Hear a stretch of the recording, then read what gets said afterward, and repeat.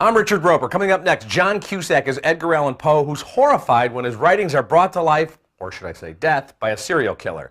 It's my review of The Raven right now.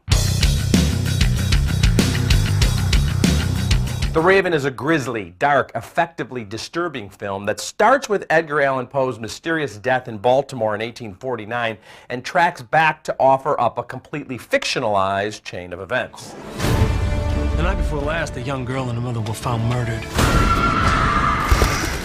The daughter's body was lodged in a chimney. The mother's head severed with a straight razor.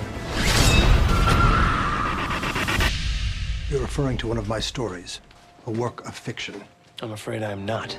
John Cusack gives one of the best performances of his career, playing Poe as a drunken egomaniac struggling to make ends meet despite his renowned works. It's an over-the-top, take-no-prisoners kind of performance in a film that sometimes plays like Sherlock Holmes meets Saw.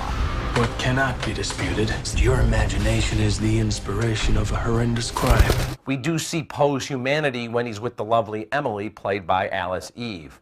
Brendan Gleeson does great work as her wealthy and powerful father, determined to keep the two apart.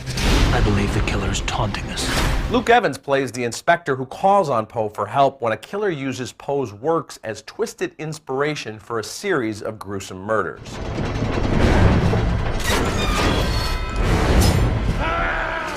Sometimes the killer's elaborate schemes defy all logic and would seem to be impossible to carry out unless he had a dozen accomplices and perhaps the ability to remain invisible while committing the crimes.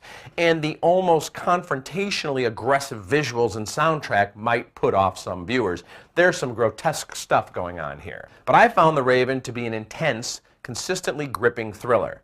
Stylized and sick as it is, it's a bloody good time. I give it a B+.